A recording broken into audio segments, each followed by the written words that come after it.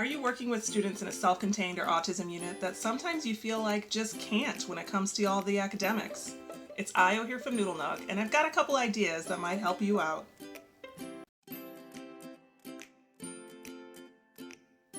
Hey y'all, it's Io here from Noodle Nook.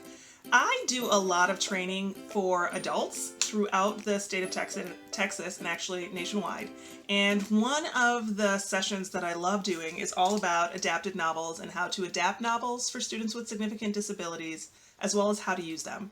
And I was in a training not that long ago, I hate to shame someone, but we were talking about adapted novels, and the teacher was a teacher in a more active learning classroom, a more self-contained classroom with students who had some of the more complex disabilities. And we were talking about the novels, and she really just said, you know what, my students can't do stuff like that. And it broke my heart a little bit. I always get sad when I hear people say that they are working with students who can't do it in terms of the academics, because what that really means to me is that we can't figure out a good way to measure what the student is learning when we do the academics, as opposed to that they're not learning.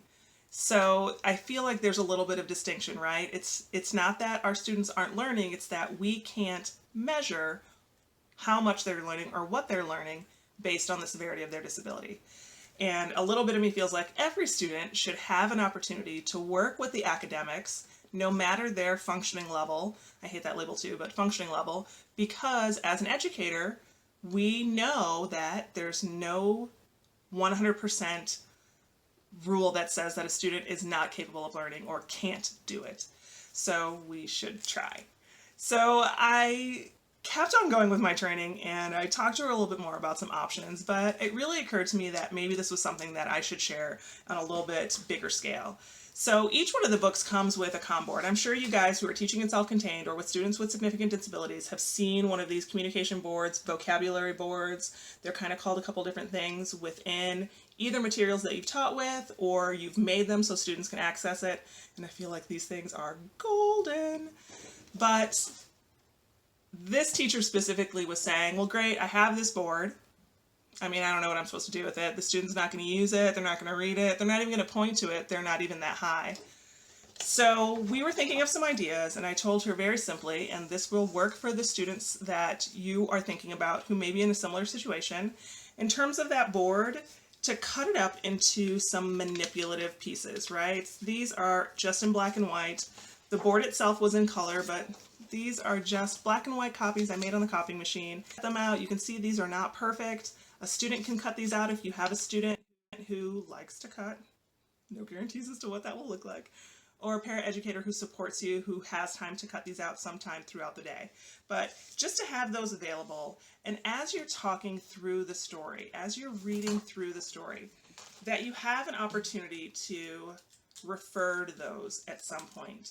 So if you're reading through the story and you're talking about Alice and crying while she's in the water, or possibly going back all the way to the beginning to talk about what characters are in the story, you might ask, who's the main character? And hold up 2 icons for a student to look at. We of course are always working on response mode, but if a student can look at one or the other of these, that's a great way to start. If they aren't able to make a choice between these two, you might decide to say, who's the main character, and do some hand-under-hand manipulating of that. This can also include me picking the answer and handing it to a student for them to just do a put-in task of putting that into a container. That gross motor and fine motor activity of putting that into a container could be the underlying skill that you're working on while using the academics as a vehicle for that. So some ideas of how you can use those materials. Remember, I can give a student a choice of 2 icons, and when they don't respond, give them a choice of 1 icon, and then help them hand over hand to manipulate that icon somehow. Hopefully that at least feels like you're doing something more meaningful with the materials that you're given, as opposed to what would be the traditional look at the questions, read the questions, point to one of the answers, which a student may or may not be able to do independently. But the last thing I want you to feel like you should do is say that a student can't do it, and so we're not going to work on that academic task or skill. What I'd prefer you to think about is, I might not be able to measure how much a student is getting out of it, but at the very least, I can include them in some part of the activity, even if it is just listening to someone read the story out loud and manipulating some icons or vocabulary words or manipulative pieces as a way to participate, as opposed to answering comprehension questions that might seem less effective for a student who doesn't have a consistent way or the physical means to respond. So hopefully that makes sense. It made sense inside of my training. I wanted to bring it out to a larger audience because I secretly hate when people say that a student is too low functioning to do academics at a school. So that was my pet peeve. It's Io here from Noodle Nook, and here's hoping that you stay strong, teach on, and teach everyone.